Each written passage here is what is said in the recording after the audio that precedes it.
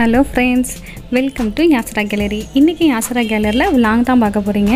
இன்றைக்கி வெளியே போகிற வேலை இருக்குது. ஆனால் புர்காவை எடுத்தாவே பின்னாடியே பசங்கள்லாம் வந்துடுவாங்க. நான் வரேன் நீ வரேன் அப்படின்ட்டு அவங்களுக்குள்ளேயே சண்டை நடக்கும். சரி, அவங்களுக்கு ஏதாவது ஒரு வேலை கொடுத்துட்டோன்னு வச்சிங்களேன், நம்மளை கண்டுக்கவே மாட்டாங்க. ஸோ அவங்கள தான் நாளைக்கு பெருநாள் இல்லையா, பெருநாளாவையும் ஃபஸ்ட்டு மருதாணி தானே, அதனால் கொல்லையிலேருந்து எல்லாம் பறித்து வச்சியாச்சு.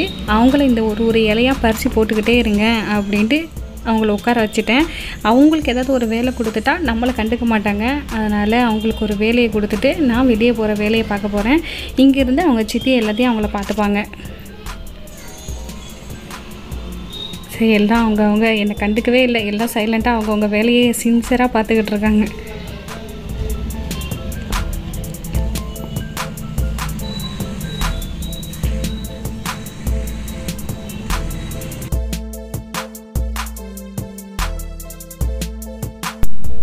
அவங்கள ஒரு வழியாக சமாதானம் பண்ணி நான் வெளியில் வந்துட்டேங்க. நான் எங்கே போகிறேன்னா காய்கறி வாங்கலாமே தான் வெளில வந்திருக்கோம். இங்கே காய்கறி வெங்காயம்லாம் ரொம்ப குட்டியாக இருந்துச்சு. அதனால் வேறு இடத்துக்கு போகலாமே அப்படின்னு வந்தாச்சு. எல்லாமே ஓப்பன் பண்ணிட்டாங்க. ஆனால் சந்தையை மட்டும் இன்னும் ஓப்பன் பண்ண நேரம் வரலங்க.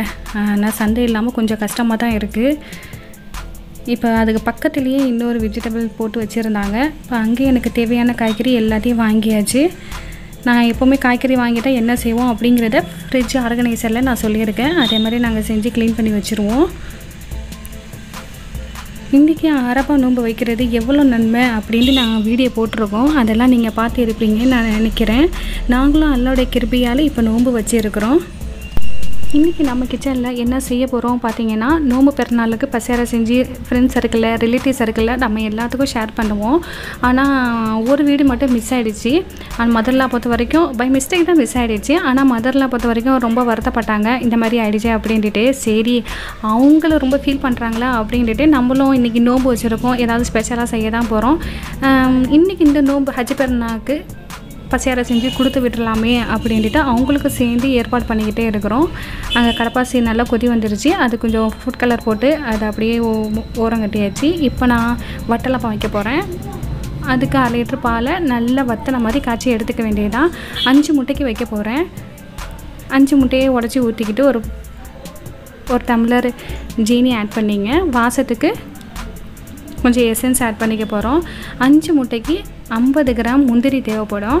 அதை நல்லா ஃபைன் பேஸ்ட்டாக அரைச்சி வச்சுக்கிறேன்.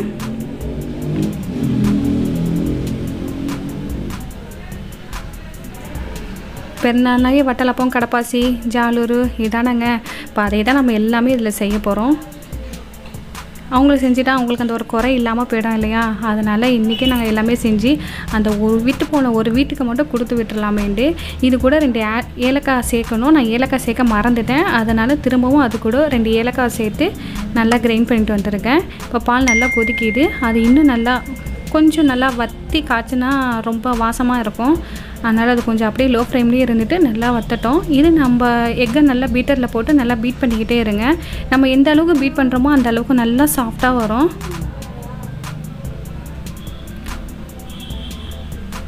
நம்ம இதை 5 முட்டைக்கு செஞ்சுருக்குறோம். இதே நீங்கள் 10 முட்டைக்கும் செய்யலாம். ஆனால் இப்போதைக்கு எங்களுக்கு இது போதும். ஏன்னா நாளைக்கு திரும்பவும் செய்கிற மாதிரி இருக்கு இல்லையா. அதனால் இப்போ 5 முட்டை, நாளைக்கு திரும்பவும் 5 முட்டைக்கு வச்சுக்கலாம் அப்படின்ட்டு 5 முட்டைக்குள்ளே தான் ஏற்பாடு பண்ணுறோம். இப்போ நம்ம அரைச்சி வச்சுருந்த முந்திரியை பேஸ்ட்டு அதையும் இது கூட சேர்த்துக்கிறோம். பால் நல்லா ஆறிடுச்சு. அதையும் இப்போ சேர்த்துக்கிறோம். இதுலேயே சேர்த்துக்க போகிறோம்.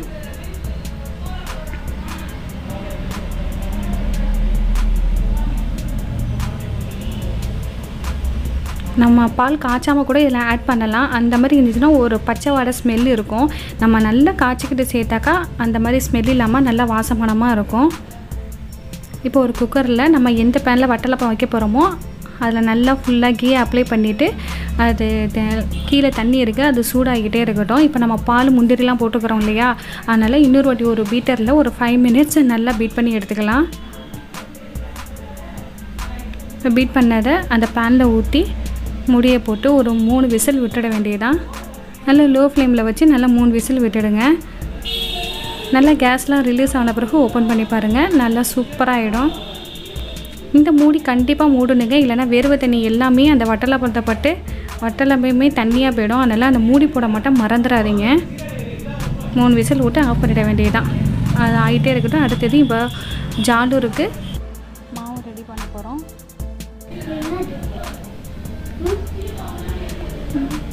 அதுக்கு முட்டை ஆட் பண்ணாக்கா நல்லா வாசமானமாக இருக்கும். இது கூட தேங்காய் பால் சேர்த்து நல்லா திக்கான பேஸ்ட்டு தோசை மாவு பதத்துக்கு ரெடி பண்ணியாச்சு. இப்போ 1 by 1 ஜாலூரை வீசி எடுத்துக்கிட்டே இருக்க வேண்டியதான்.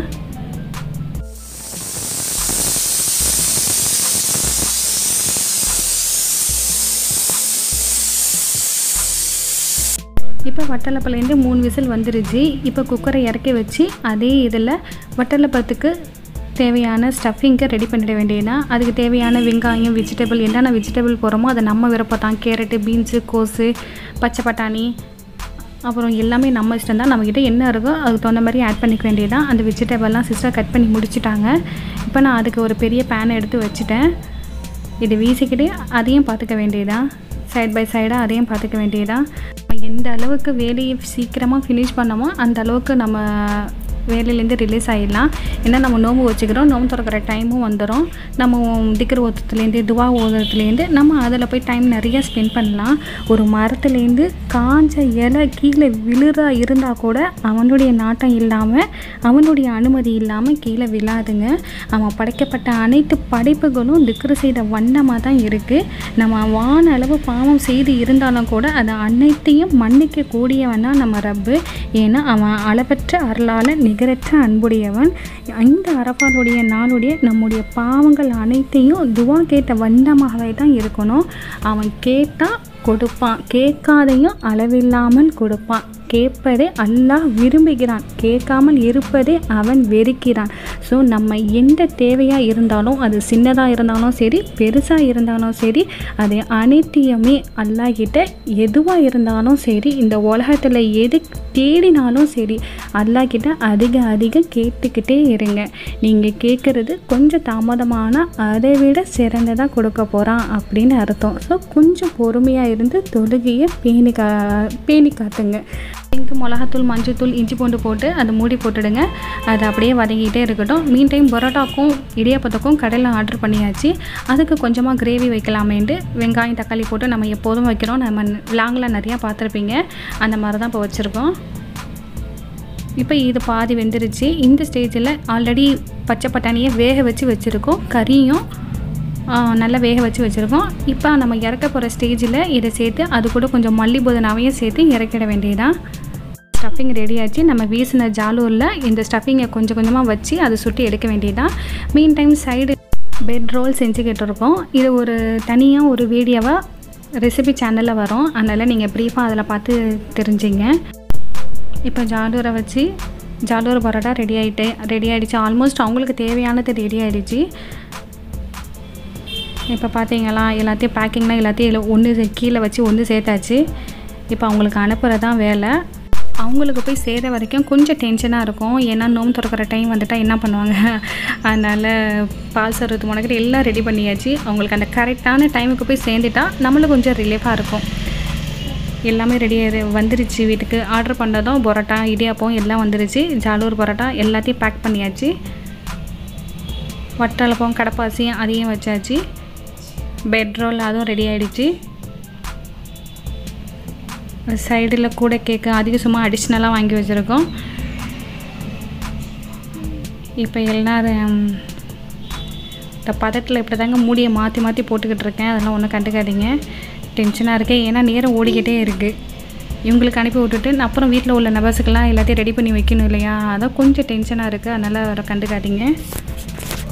இன்ஷா அல்லாஹ் இந்த அரபாவுடைய நோன்பை அடையக்கூடிய பாக்கியத்தை தந்த மாதிரி இனி பல அரபாவுடைய நோன்பையும் ரம்லான் மாதத்தையும் அடையக்கூடிய பாக்கியத்தை தந்தருள்வானாகவும், இந்த ஆண்டு செய்யும் அனைத்து முஸ்லிம்களின் ஹஜ்ஜையும் அல்லாஹ் ஏற்றுக்கொண்டு மீதம் உள்ள முஸ்லிம்களையும் அடுத்தடுத்த ஆண்டுகளில் ஹஜ் செய்ய அல்லாஹ் நம்ம அனைவருக்கும் அருள் புரிவனாக துவா செய்தவனாக இந்த விழாவை நிறைவு செய்கிறேன்.